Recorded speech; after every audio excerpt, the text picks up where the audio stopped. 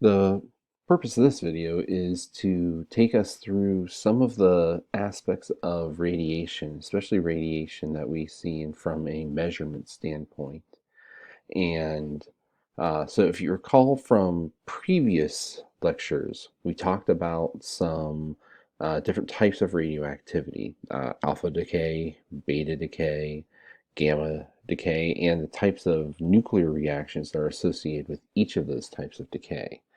And if you want some more information on those, I highly encourage you to go to some of the videos that are posted in the top right corner of this slide.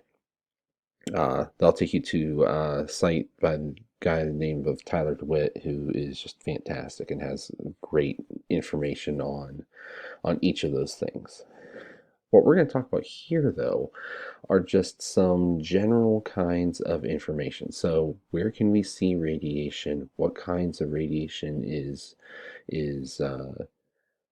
how do we measure it? How do we find it? What kinds of information is out there? So, one of the things, if we have something that is sealed, um, we have to understand that the manufacturer is going to seal anything that has radioactivity associated with it in pretty convincing kinds of media. So double skin steel tubes, other kinds of things where we see this often used are things like gamma rays being used for irradiation.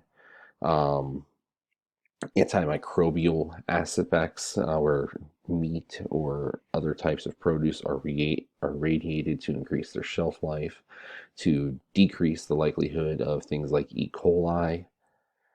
And whenever that happens, you're going to see this. This is the Radura symbol.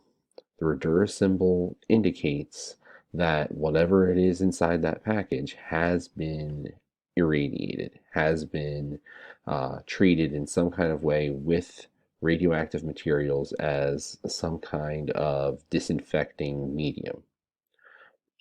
But how do we actually go about measuring radioactivity? Well, there are a number of different units that we can use. One of those units is just something called activity. Activity is just the total amount of radiation that's being emitted by an isotope. And usually, activity, because it's not terribly difficult, because it's not, related to counts per minute or something along those lines, we can usually measure activity through dosimeters or film badges. I'll show you a couple of examples of what those look like here in a minute. Other common units of radiation and radiation dose are RADs, RAD. RAD stands for the radiation absorbed dose, and that's just simply how much radiation have you been absorbed based on a gram of body tissue mass. There are also REMs.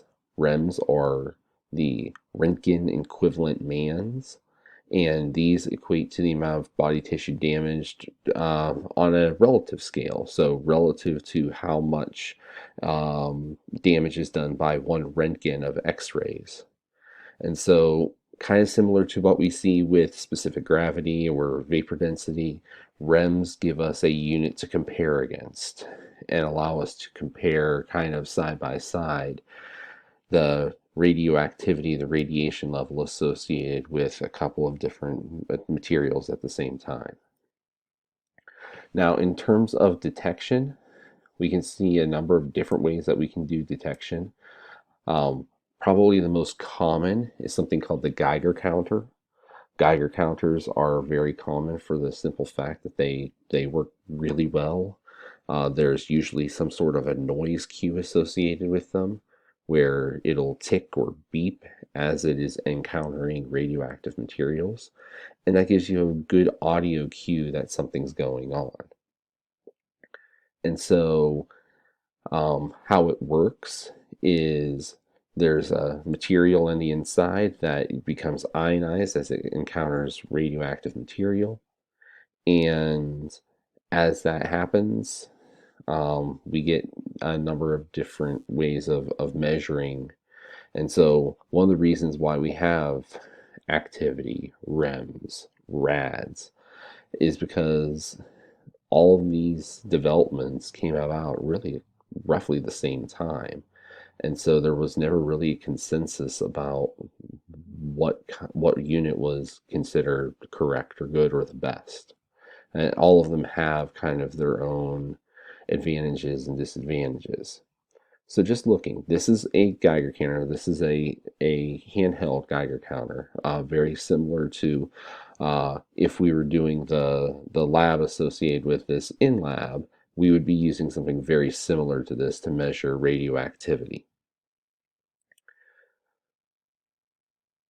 This is an example of a badge, a dosimeter badge. If you look closely at the dosimeter badge here, you can see that these are equipped with LEDs, luminescent pieces, that when a certain radioactivity level is reached, these will light up and inform the person wearing the badge that they need to get out of there, that they've been exposed.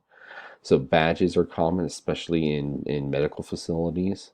Also common are these are called pen dosimeters or pocket dosimeters, and these do the same kind of thing. They don't have a light attached to them, but they do measure how much radiation has been exposed, and uh, they do give you some kind of cue if there is too much radiation that you're being exposed to. Now, what happens if we are exposed to high levels of radiation?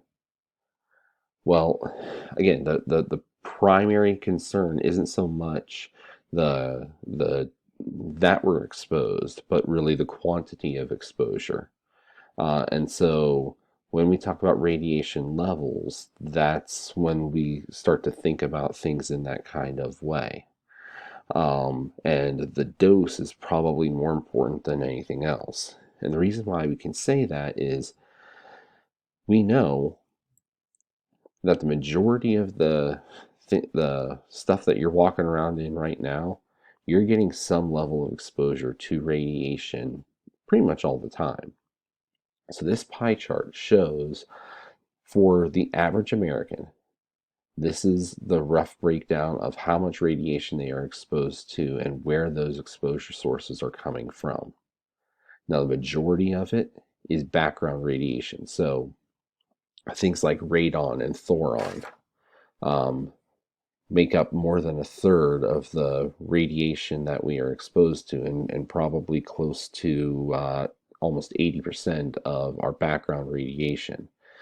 We can't do anything about radon and thoron exposure. It's part of just living on planet Earth. Same thing with space. Um, Background radiation associated with outer with cosmic rays coming in from outer space. Internal radiation, the fact that you have radioactive particles inside of you.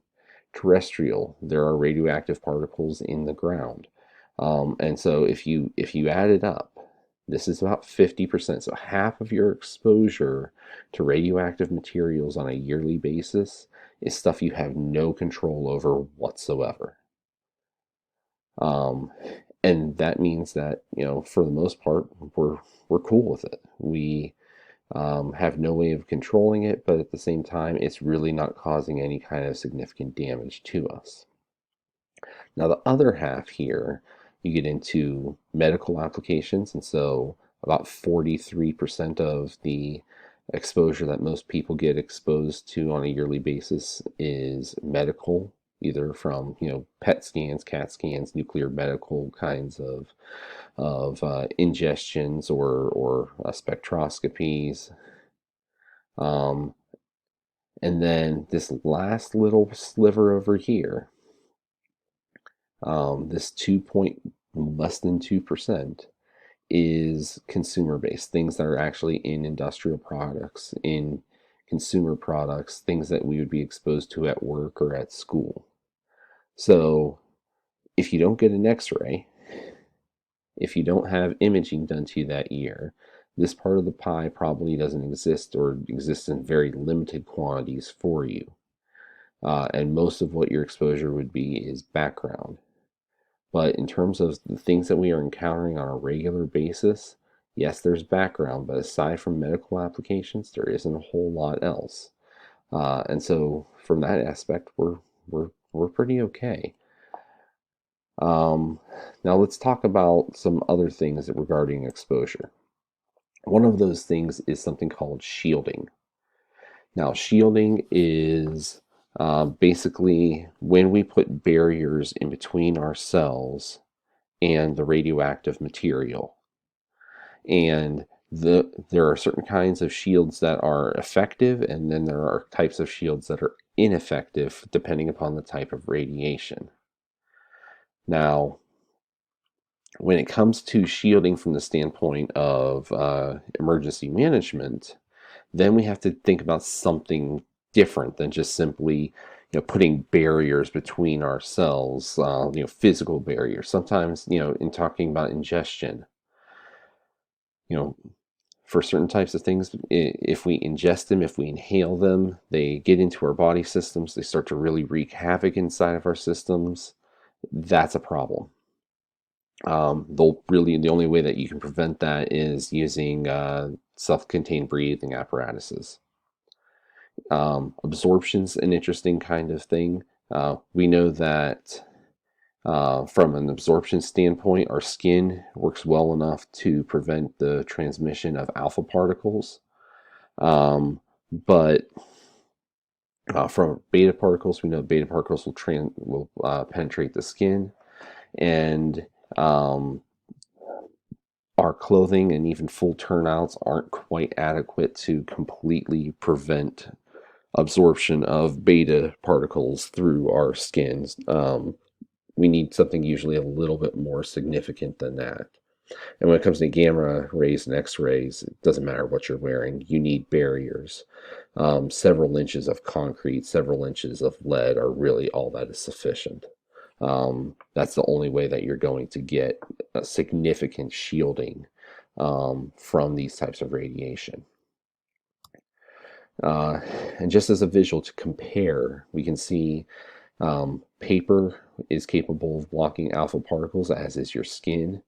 But it is not good enough to block beta. Beta, you're going to need a thick piece of aluminum to get it to stop.